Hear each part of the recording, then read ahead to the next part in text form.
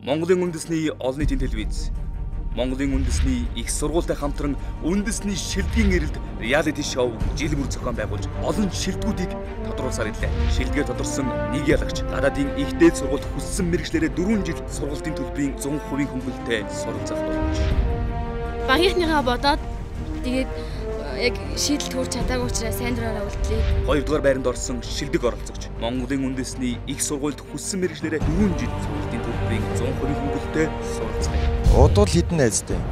Миний бодлоор тоглолтог найз, цэцэрлэгийн найз, сургуулийн найз одоо оюутан болоод оюутны.